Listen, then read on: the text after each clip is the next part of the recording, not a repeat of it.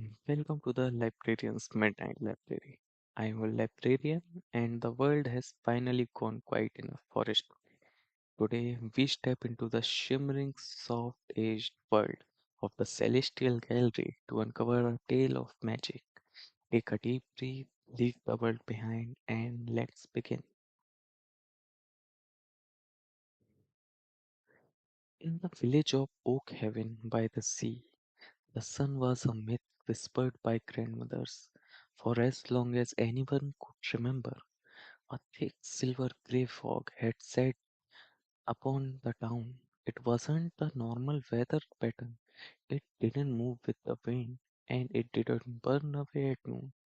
It was a heavy, silent presence that tasted of salt and forgotten dreams.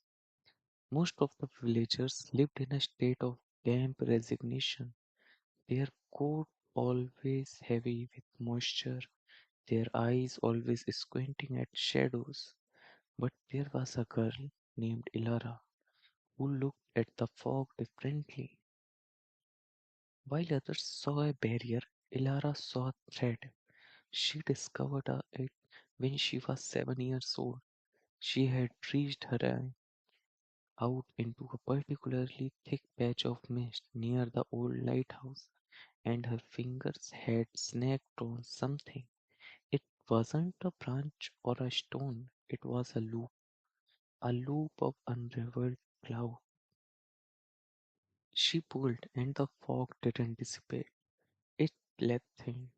It felt like the finest, coldest moor in the world. Lara went home and found her grandmother's old silver knitting needles. She returned to the lighthouse and began work. Click, clack, click, clack. The sound was muffled by the mist, but the magic was immediate. As she knitted, the grey hair around her began to thin. The mist wasn't disappearing, it was being transformed into a scarf. The scarf was beautiful, a shimmering, translucent garment that seemed to pulse with a light of its own. When Ilara wrapped it around her neck, she didn't feel the cold. Instead, she felt light. Her feet barely touched the cobblestones. She felt as though she were made of the same stuff as the morning stars.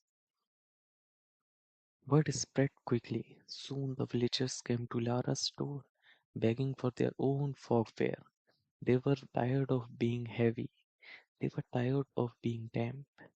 She knitted a sweater for the fisherman, and suddenly his boat didn't sit in the water. It skimmed across the surface like a dragonfly. She knitted a blanket for the old baker, and he found he could walk through his locked cellar door as easily as it were made of smoke. For a year, Oak Haven became a village of ghosts.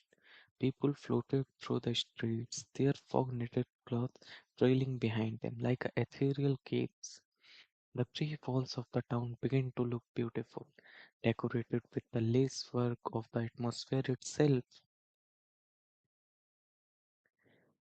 But magic always has a weave, and every weave has an end. As the fog thinned, the villagers began to notice a strange side effect. The fisherman forgot the names of his children. The baker forgot the smell of bread.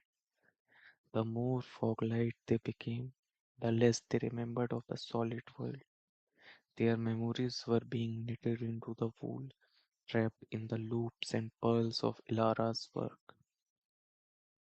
Ilara saw it first in her own reflection. She was becoming see-through. She could see the wooden floorboards through the palms of her hands. One afternoon, the sun finally broke through. It was a pale, weak thing, but to the people of Oak Haven, it was a terrifying fire. The sunlight hit the fog-swept sweaters and blankets, and the wool began to unravel. The villagers screamed as their clothes dissolved into steam. They plummeted back to the earth, their weight returning all at once. The fisherman's boat sank into the waves. The baker found himself trapped halfway through a wall, his legs solid while his torso remained meshed.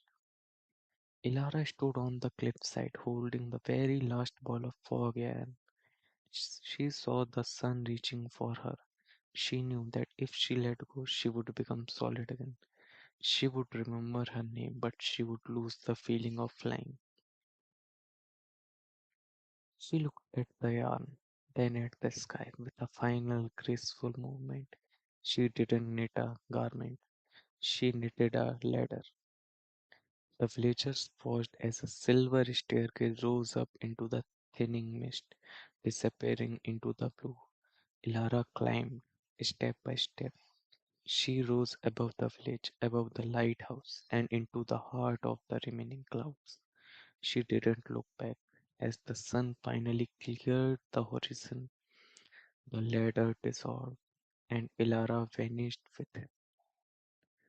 Now, when the fog rolls into Oakhaven by the sea, people don't complain about the damp. They look up, they listen for the faint rhythmic click clack of silver needles high above the mast.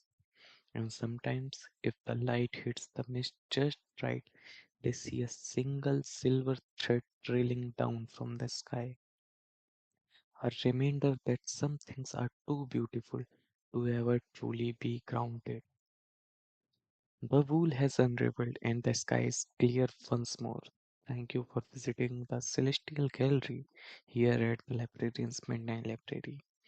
If you have ever felt a little too light for this world, perhaps you are wearing a bit of the fog yourself.